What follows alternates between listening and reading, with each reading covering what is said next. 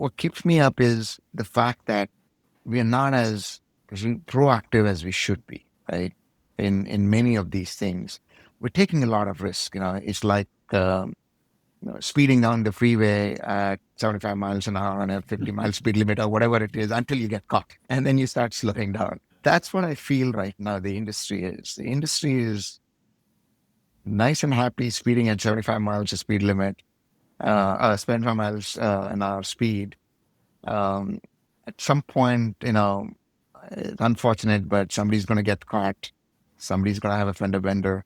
That's when I think we will have a bit of a realization to do the right speed, right? I'm all for innovation. Don't get me wrong. I'm all for innovation and speed, but controlled speed is what I'm suggesting. Hello, and welcome to another episode of The Long Game. My guest today is Sridhar Muppidi, who is the CTO of Security at IBM. Sridhar has been with IBM since finishing his PhD in security at A&M, Texas A&M, and he's been there for 30 years, so he definitely knows a lot about security. Of course, we talk about AI in this episode, but I think it's really interesting to think about it from the AI lens and how hackers, the dark web, are starting to exploit and use AI for malicious attacks, and then also what comes over the next couple of years, what we should be thinking about from an enterprise and technical security perspective. And we also touch on how we should be thinking about quantum. So quantum encryption is definitely something that else is on the landscape of a lot of chatter. What should we be doing? Where does it come into play? How should you be thinking about it? Sridhar focuses on three different areas. So building and protecting the products and AI products at IBM. He also is very hands-on with research. So we talk about some pretty cool research or potential attacks of manipulating LiDAR systems in self-driving cars and in stop signs. And then also he is hands-on with clients. So he's not just a researcher. He's not just kind of in the theoretical world of predicting and preventing against future technical attacks. He's also working hands-on with clients. So we cover a lot in this conversation. It's definitely very technical. I tried to keep it grounded in explanations and analogies, but I welcome feedback if anyone gets lost or finds this too technical. I hope you enjoy, and I hope you learn something.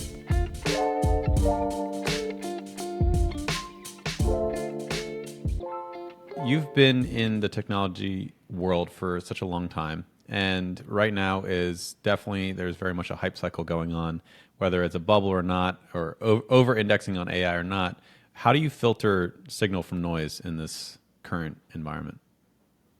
I mean, I try to keep it real to use cases, right? I know there's technology has a lot of promise. And if you look at that, MCP, ACP, A2A, all that are great technologies, but I think, each of them have a maturity curve, as you know, right? So I try to I ground myself with client problems, client use cases, outcomes. I try to caution always, right? Okay, this is great technology. So what problem are you solving again, right? Is it, and it's absolutely okay to say better mousetrap, faster, better, cheaper. All that are great. But I think if you don't have that, then it becomes really hard to basically accept, right? So, and then once you do that, then it's a question of okay, great. It does solve a industry problem. It does solve a client problem. Now, are we able to do it at scale, right? With in a performant manner, and that becomes the next step. Versus trying to boil the ocean on right at the get go. How much you've been at IBM for how many years now? It's coming up to 29, close to 29. So a couple years. Yeah. Feels like obviously yesterday.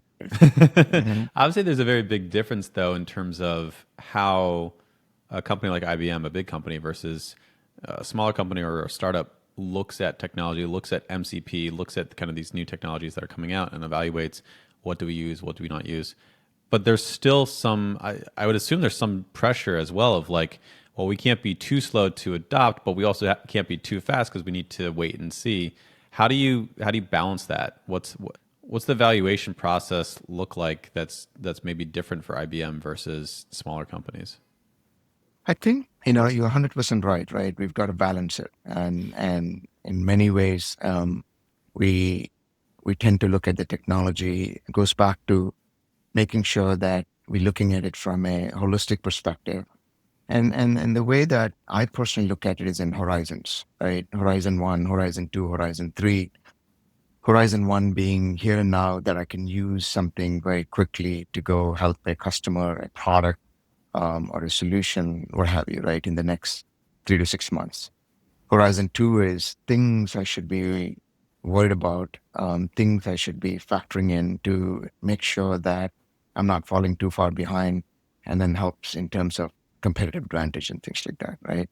And then Horizon 3 is, okay, what are some of the disruptors in the market that are coming up, like things like homomorphic encryption, right, as an example, right? So, which is great technology, but we still What is have it? some. I don't actually know what homomorphic encryption is. It's a mechanism by which you are able to do analytics on encrypted data. So think about it as privacy Hmm. preserving, right? Like imagine that you have a commercial branch in a bank and a personal division in a bank, right? And both of them are serving the same customer.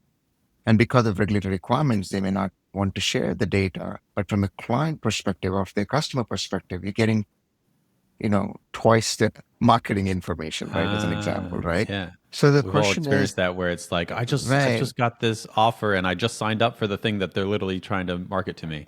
exactly, right? So being able to encrypt the data and put it into, a common place from both sides, both party A and party B can encrypt the data, put it in a common place, and do analytics on top of it and get the value on both sides. So you're not sharing any personal information yet looking at the insights. So my point over there is to look at it in horizons, basically, right? And of course, it is something here and now. Then absolutely, we want to double down. We want to basically innovate. Um, be able to get ahead of the market. Like for example, um, security for AI is something that is something which is relevant and something which is needed. So we partnered with Anthropic and Google and Microsoft and Intel and Amazon, etc., and then created this Cause AI, which is Coalition for Secure AI, as a mechanism to understand the hype at the same time, ground it with use cases, ground it with multi-vendor participation, and mature the standard very quickly, mature the technology very quickly, basically, right? So that's what we do if it's in a Horizon 1, kind of a Horizon 2, right? If it's Horizon 3, sure, we are also investing, experimenting, learning from experiments, learning from customer feedback, and taking the time to mature as we go along, basically. I think AI security, cybersecurity is something that I've been personally very interested in. Um, it's I think there are many different ways in which you can approach it. So one is just kind of manipulating AI to do something, right? So if a company A has deployed an AI chatbot and then they haven't necessarily locked down prompts or function calling, if a malicious user shows up and they try to say, oh, well, give me all the credentials or all the information for X, Y, and Z. So there's kind of that aspect of like reverse prompt engineering and trying to extract information. But there's also just how the model is trained, what information is going in, how do you control the data going in. There's kind of penetration testing of trying to brute force into models in different ways from APIs. So how do you think about cybersecurity evolving for AI? Like what's the biggest risk vector that's maybe not being addressed or looked at as much right now? I think two-part question, right? And it kind of ties back to what you said earlier on as well. Being in IBM, we tend to take a bit of a structured approach, right? Um, and the second part you're asking is what worries me the most, right? So Yeah, let me yeah, break yeah. that down, right? Um, if I look at the first part, I think you have to follow the attacker path, right? That's the first thing that we do, right? Like, where can a potential vulnerability or potential risk come from? A risk can come from somebody manipulating the data, somebody poisoning the data, somebody introducing, any level of vulnerabilities into the data that results in bad models, as an example, right? Or a model using a data for inferencing, if it's not protected correctly, you may see confidential data that you're not supposed to see, as an example, right? Mm-hmm. So it starts with, okay, vulnerabilities and risks are going to come at the data level, at the model level, right, where nobody is creating models on a regular basis. People are using models, a lot of supply chain. Um, a model can introduce vulnerabilities as well, just like software vulnerabilities, right? Um, so risk can come in at the model level, at the data level, as well as the usage level, right? Like, how you use it, right, at runtime, in terms of the application that you're choosing. Now, at the same time, things like, accountability and authentication and least privilege, all of that kind of falls at the usage level, right? And at the same time, you cannot forget the hygiene, right? All of these models and AI are not sitting up in thin air. They're sitting on existing cloud environment, the existing servers, existing infrastructure. And you have to figure out, potential vulnerabilities that could be introduced from that infrastructure as well, right?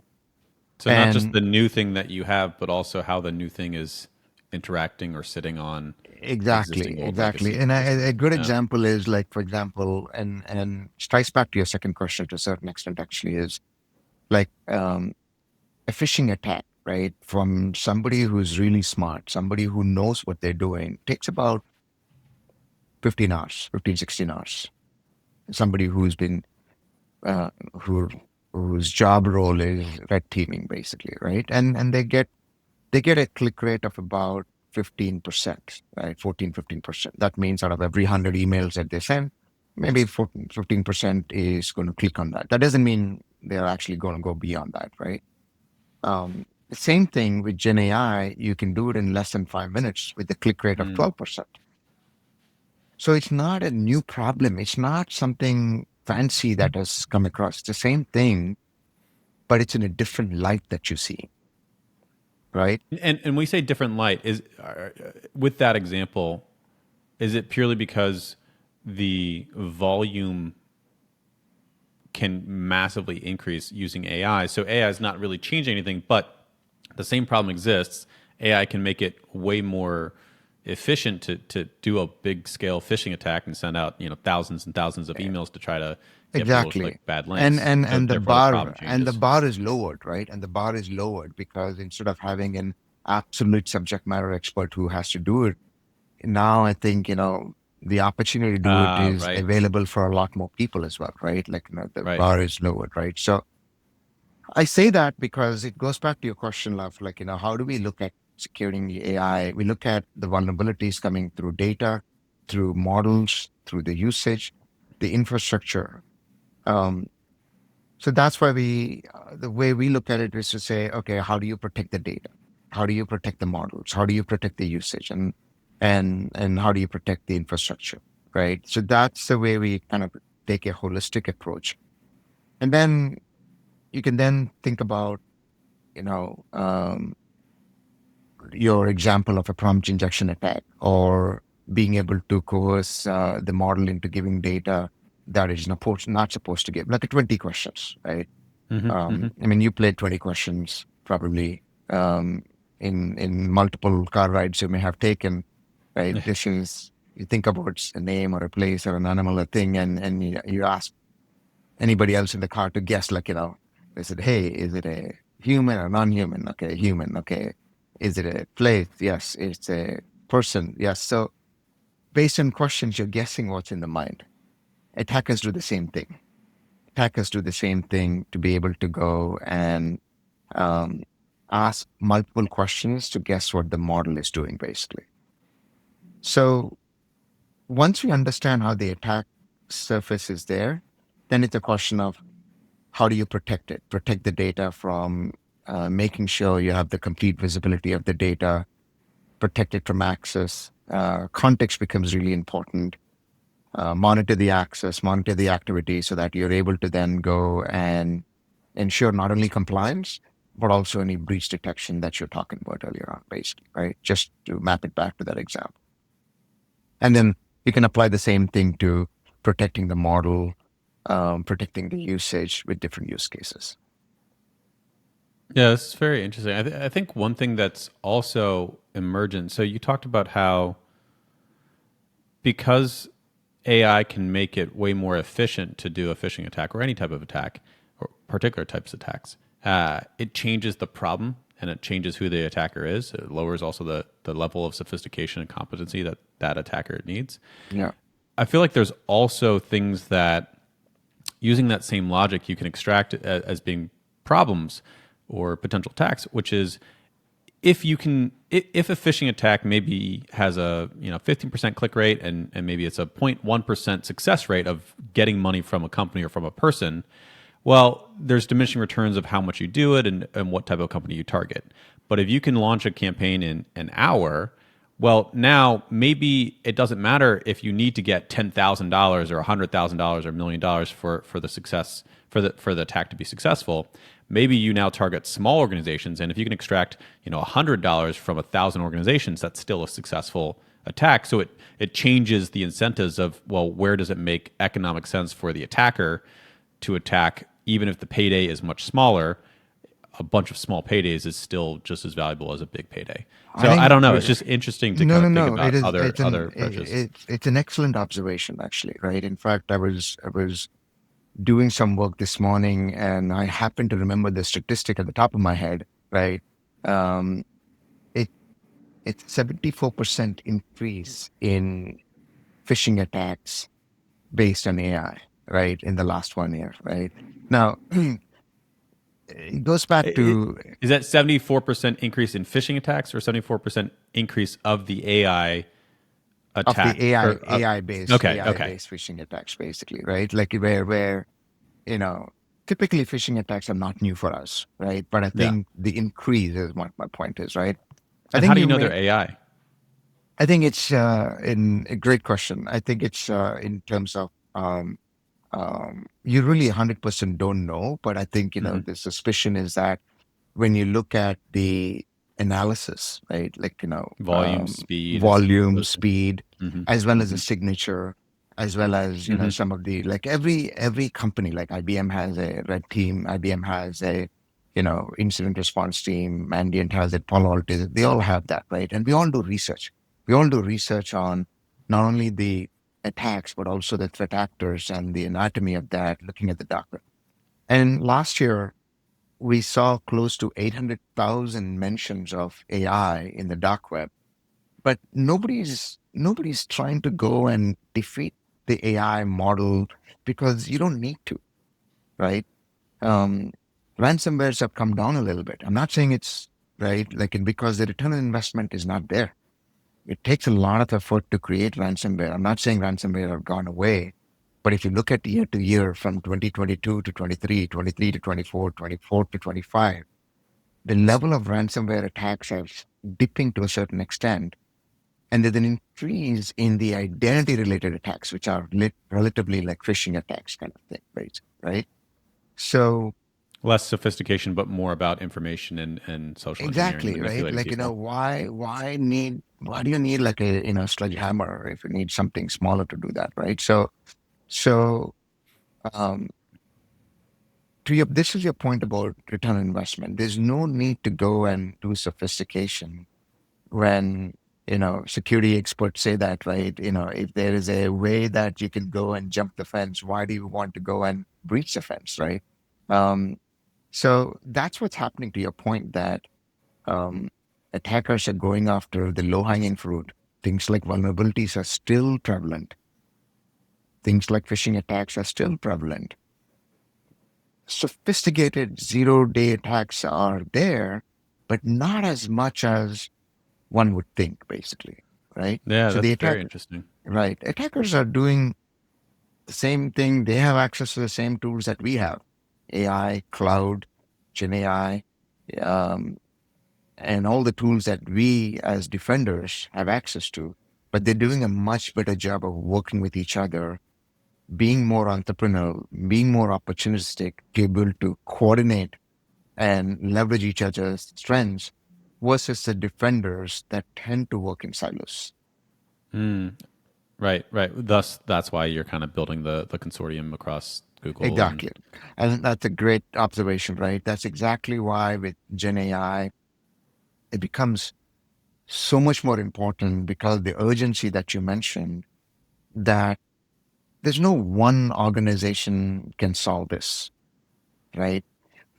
So it requires the controls to be at the platform level and as well as the boundary level, right? Meaning somebody basically saying that, hey, if I'm using Gen AI from Microsoft or IBM or Google or whatever, right? How do you infuse some security capabilities at the platform level, at the cloud provider level, to make sure that you have the right level of authentication? But then at the same time, you have the boundary controls like AI firewalls that you've seen that can come in, after the fact. So I kind of look at the entire pipeline, which is DevOps pipeline or any pipeline, right? MLOps or DevSecOps. There's a lot more controls reactively in the market than proactively. That's one of my biggest worry when you ask me what worries me most. As a market, we gravitate towards a bit more of boundary controls because the buying opportunities is with the CISOs versus doing it proactively to be able to say, how do I establish accountability between a human and an agent? How do I right. make sure that the agent is only doing what it is supposed to do, no more or no less, put the blinders on, right? Least privilege access. How do you Yeah. ensure that the agent which has access to data is only using for the right purpose, right? Those are some things that we can do more proactively than reactively, basically. Yeah, but I would assume that also takes a lot more effort, and the difference between if you have a house and you want to protect your house, you can put up a fence or a wall, right? That's a boundary, and that's easy. You can kind of slap it on. You don't have to really think too much, and you just put it up. Maybe you put barbed wire on it.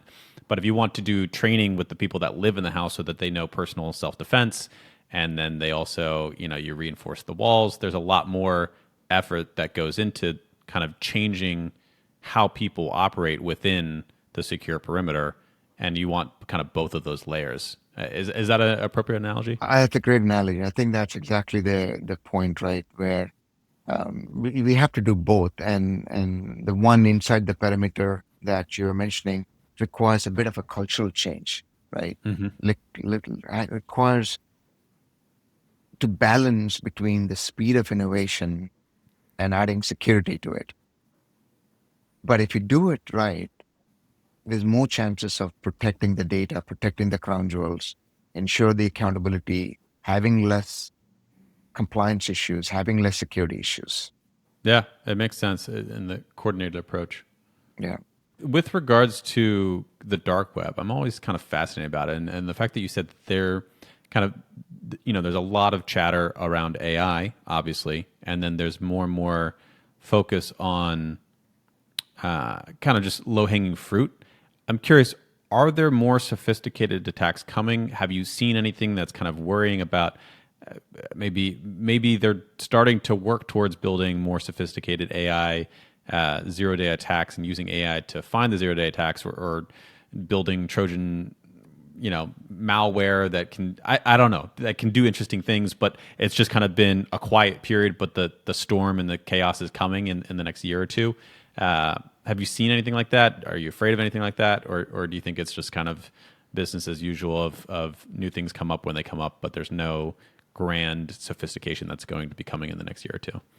I mean, I don't have a crystal ball to be honest with you, but there's definitely the storm is brewing up, right? There is a lot of activity. We ourselves have done a lot of work, and as defenders, we have to understand how the attacks could be done so that we can then create the appropriate software and capabilities to be able to defend against those, right? So if we are doing it, I'm sure everybody else is doing it, right? So maybe not at scale, maybe not at a level uh, that warrants a higher investment to the investment point that we're making earlier on, right? But definitely, right? We look at three different types just to sum it up a little bit. One is how AI is being used to launch the attacks, right? This is where we kind of gave an example of a phishing attacks. Um, Most attackers, everybody has an EDR agent of some sort on their laptop or their device, What's an EDR? like an endpoint device, endpoint detection and response, like a Carbon Black, CrowdStrike, some of these tools, right? So it basically detects the anomaly and malicious behavior on your desktop and be able to What's coming detect in? any What's going out? Is anything exactly weird? right. Yeah. So think of this as the next generation of the antivirus, right? But more modernized. So these days everybody has one. I mean, attackers know that. Um, so the idea is to not go and have somebody click on a phishing email, download a malware, and all of a sudden the malware is sitting on your laptop, is looking for vulnerabilities across the organization and moving laterally. But it's actually sitting on your laptop and waiting because to be Mm. not detected to be first and foremost, right? How do you use AI as a mechanism to understand that there is a software like EDR looking for such things? How do you circumvent those processes? How do you piggyback on existing processes to go to the lateral movement? So that's the entire one area of innovation that we see, right? Which is would it be accurate to say that that is a malware agent? So rather than malware software, it's an agent that is observing its environment and then it's applying reason and then Yeah. it's making decisions. And maybe it's not actually I don't know. Maybe it is actually running a small model. I guess that'd be hard to kind of sneak into a computer. I guess it'd be weird for it to be doing API calls to an external model. But it is, I don't know. At some point, you're going to have an agent malware that's kind of observing and making decisions on when to attack and what to attack You're and what to 100% do. right. That's exactly what it is, right? And we actually released it at Black Hat a couple of years ago, just to give you the sense of maturity in terms of timing, right? And DeepLocker is what we called, just as an education for everybody to say, hey, this is the possibility of being able to go and circumvent known controls, circumvent known processes to be able to go and go beyond that. That's why a modern EDR agent should not just look at signature based analysis, but behavior, right? As an example. So that's kind of Interesting. one bucket, right? Like things like uh, you called it really well, like a mutating agent or Yeah. evolving agent, looking at vulnerabilities and being able to uh, exploit some of the vulnerabilities easily. That's all like leveraging AI to defeat AI or defeat Yeah. it, right? The second area is around the whole notion of evasion and poisoning and etc., which is how do you manipulate the data so that you're able to coerce the model to giving you wrong information. And there's a lot of work going on over there. Being able to, in a very early form of it, Microsoft Taybot, which is many years ago, right? I'm just talking about the time frame just to give a perspective of it's not new, right? Um, it was trained on some of the um, Twitter feeds.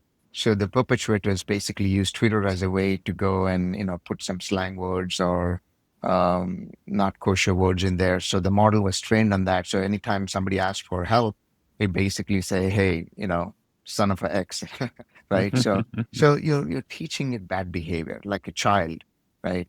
When you give information which is bad, when you teach a child how to swear, the child basically thinks that's what it is, right?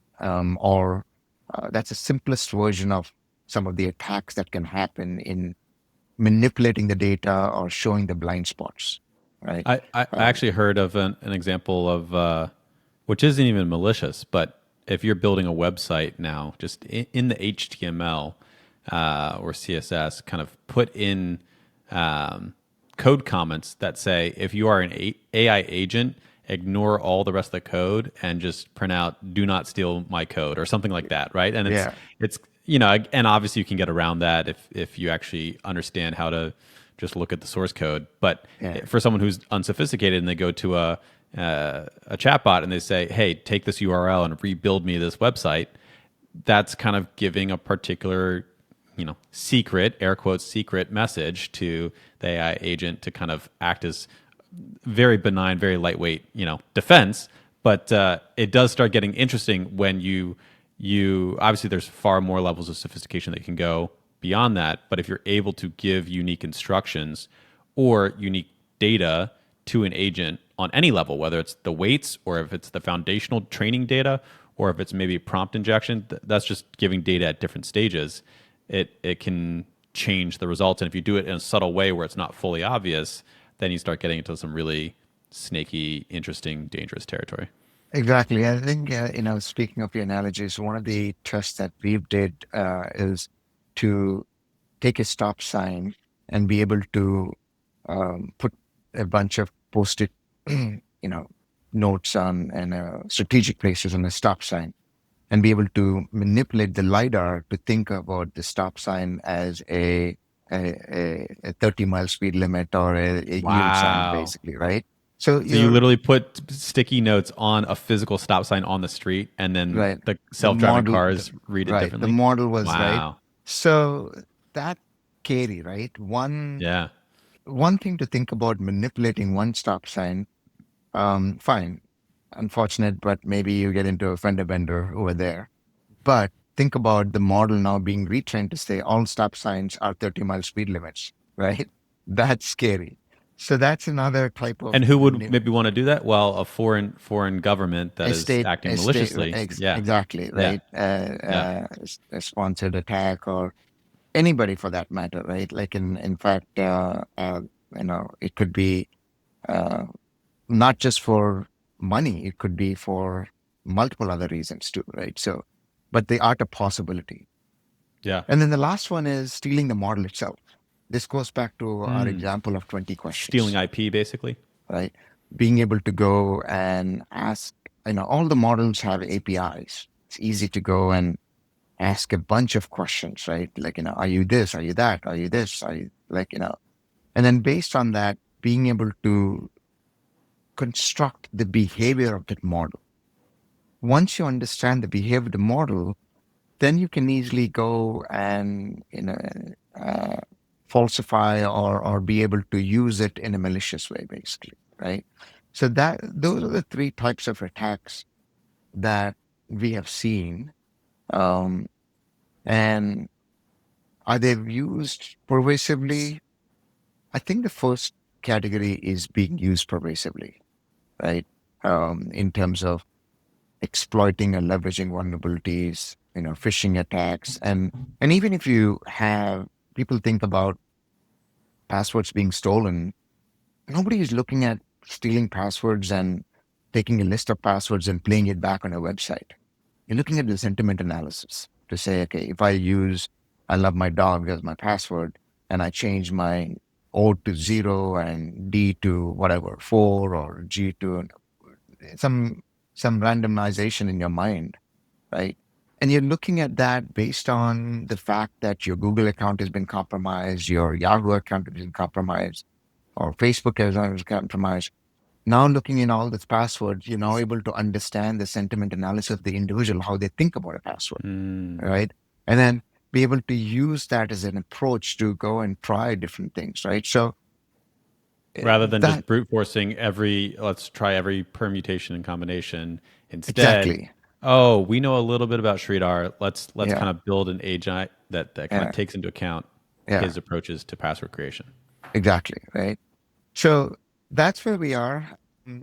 It worries me that it's always the calm before the storm.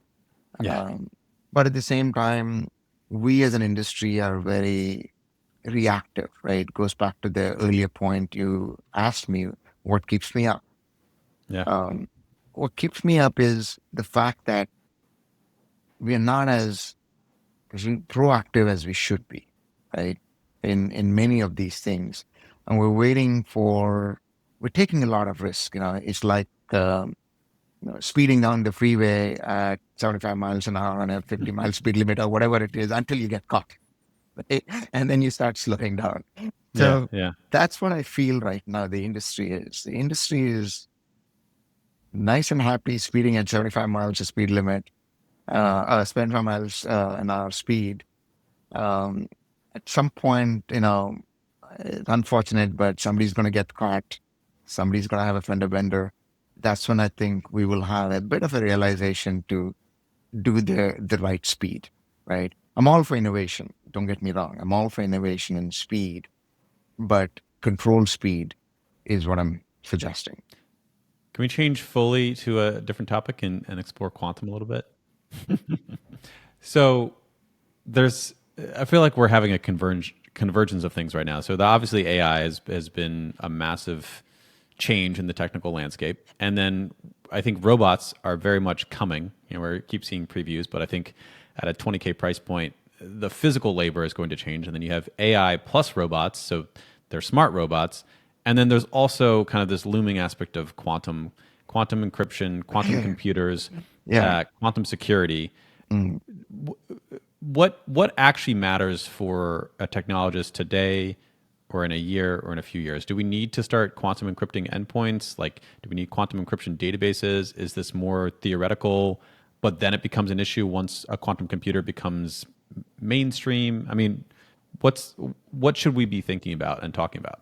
No, it's a great question, right? No, I don't want to be all gloom and doom. That's why I was smiling. I mean, that's a life of a cybersecurity professional, right? Like, I mean, that's what the job is. So much more fun.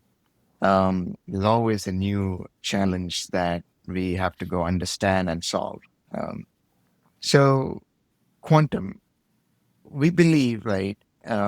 If you look at the Shor's algorithm, which is a mechanism to break the cryptography as we know, right? Cryptography today is based on factorizing two large, numbers and factorizing them, right? Which is usually takes um, close to 80 million years on a regular computer. That can be done in a few minutes in a quantum computer, right? Just to complete that. So when you do that, public key, as we know, is going to be broken. Symmetric key is going to be probably hacked, and that puts a danger in how in all the authentication systems, attackers are going after a notion of harvest now and decrypt later, not with the intention of understanding, my account number or your account number and how much money you have, because in 3 years we probably have different number, right? But understanding how the semantics of the operation, right? The ability, the back and forth communication of that, right? So And let there me is a just break that down for anyone who doesn't isn't technical oh or sorry doesn't know this world. So we have passwords and we have API keys and all this kind of stuff. And the way in which it's encrypted currently, it would take 80 million years, you said, to be able to decrypt. But with a quantum computer, it can do it in minutes. And so, but quantum computers aren't really mainstream. They're not necessarily. They're very expensive. It's hard to really use. They're right. So there's kind of limitations right now. But instead of just waiting until that is more available, malicious people are just capturing all of this encrypted data that they can't decrypt. But then at some point they know they will be able to decrypt it, right? And so that's kind of what you're talking about of that's yeah capture no now, decrypt later. yeah that's exactly what I was talking about. So there is a threat. There is a threat for sure. It's a question of time. And if you look at the organizations like NIST and NSA, they are predicting turn of the decade, right? And if you look at NSA, they've done a really good job of providing a prescriptive guidance in terms of, start with browsers right now, then evolve over a period of time to all the way till 2030 or 2031 until you finish everything that needs to be modernized or uh, quantum safe cryptography enabled, right? NIST has accelerated the standardization of the quantum safe algorithms. And what is IBM NIST? NIST is an organization that provides standards like AES and encryption standards in the organization, right? So uh, national information, something, I forget. They tell us Yeah, how to encrypt and what to encrypt. yeah. Well, it's basically defined. It's a standards body. It's focused on interoperability in the industry base, Gotcha. right? And one of the work that NIST has done is to say, as we see the threat of quantum, it has issued a request for different organizations to propose algorithms that are going to be quantum resistant. And I believe that process started about 4 or 5 years ago, just finished. 65 different companies submitted. IBM was one of the finalists, and very proud to say that 4 of the 5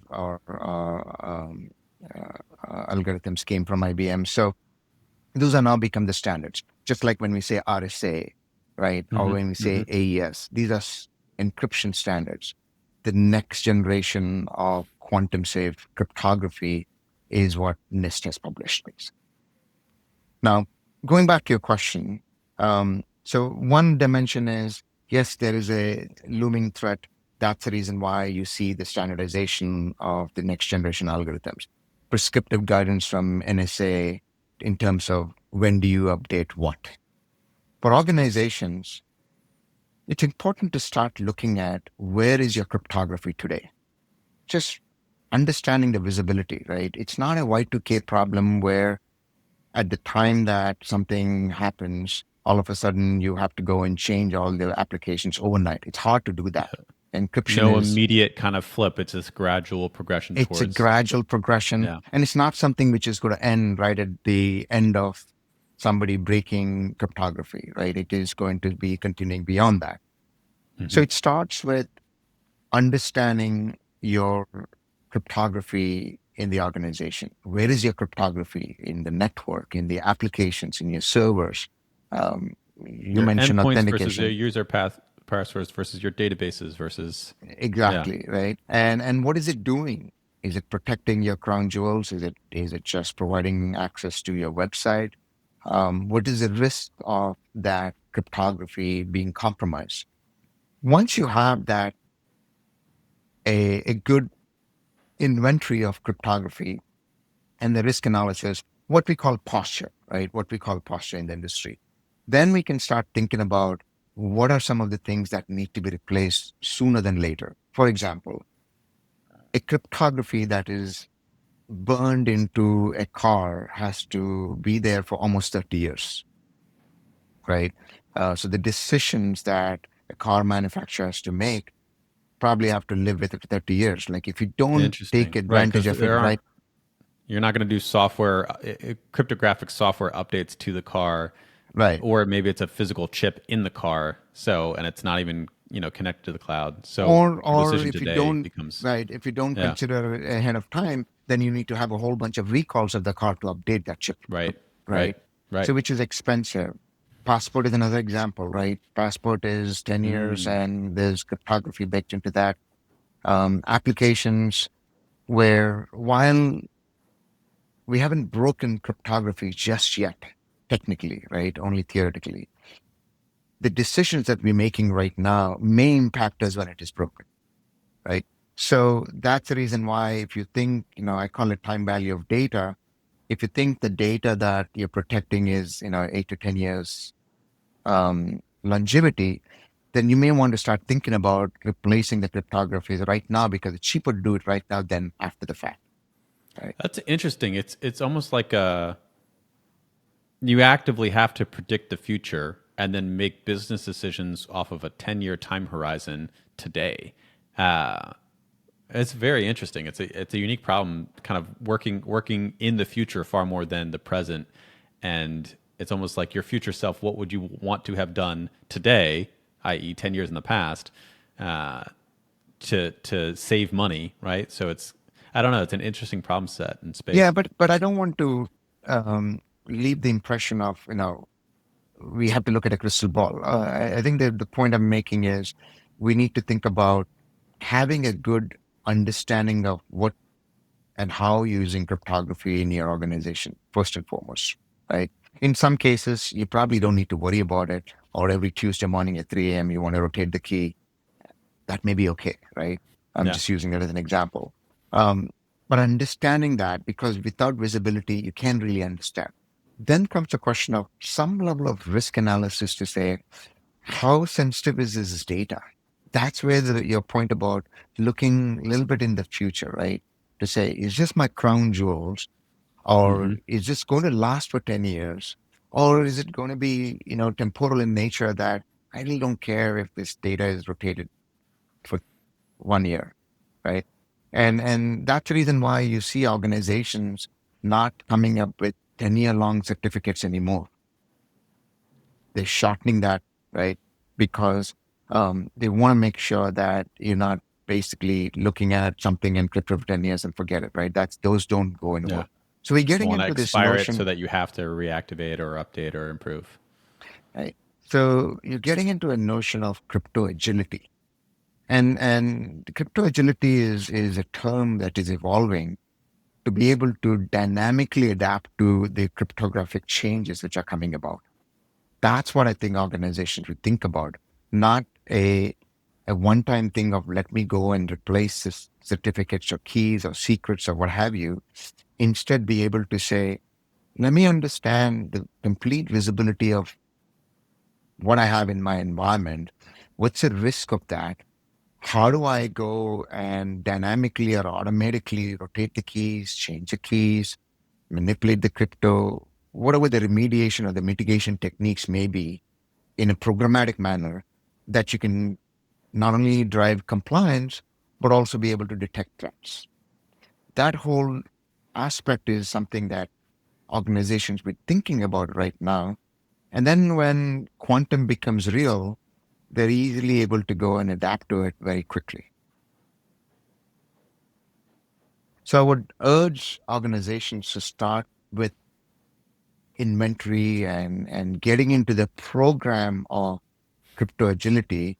Not do it overnight, but get started, understand the nature of the problem, um, look at some of the regulatory guidance that we're getting from organizations like government, federal organizations like NIST and NSA, which are good guidance, and get started in your journey. That's more important. Getting started is more important than having it done. Yeah, no, that makes sense. And kind of getting started starts with let's build a very clear map of what do we Yeah. have, right? What do What we do we have? have and what's valuable. Exactly. So we spent a fair amount of time on defense and what keeps you up at night, but what gets you excited?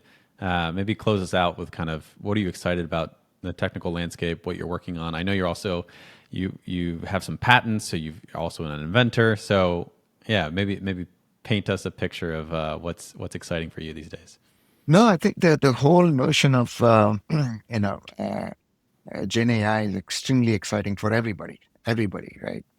Being able to use Gen AI to be able to solve some uh, security problems that we've been struggling with. For example, compliance is an example, right? Or being able to improve the accuracy of detection. Just to step back for a second, Leja, that security has too much of data. We get too much data. Remember, we started this discussion with noise, right? We have too Mm-hmm. much Mm-hmm. data, right? Um, Too little people and too little time. Yeah. That's fundamentally where we live in, right? This is where AI is really exciting, where you can use AI's speed and accuracy, and you combine that with human um, innovation and ingenuity. That's when beautiful things happen, right? Mm. Where you're able to improve the accuracy of detection, increase the speed of investigation, right, and response. And then going back to our proactive stuff, being able to improve the ability to do more proactive protection, basically, right? So things like we talked about risk, how do you use models as a mechanism to quantify that risk for you so that you're not looking at a crystal ball and thinking, okay, what should I be doing? But instead having a very prescriptive guidance. So that excites me quite a bit, the opportunities. It's an AI versus AI, my friend. Yeah. So, and I'm a sports guy. I used to race cycling, so I love the competition. I love the challenge, um, and I'm ready for the AI versus AI battle. That's gonna be fun. Sridhar, thank you so much for coming on the show. I'd learned so much. I feel like we could keep talking for hours, but thank you. Thank you. Thank you for having me. I enjoyed conversations, Ron. Likewise.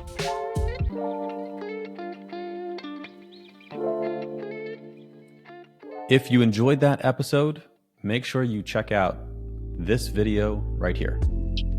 And if you really enjoyed it and you listened to the end, take 2 seconds and share the love so someone else might find it by clicking the thumbs up button and subscribing. I appreciate you, and I hope you have a wonderful day. But click that button.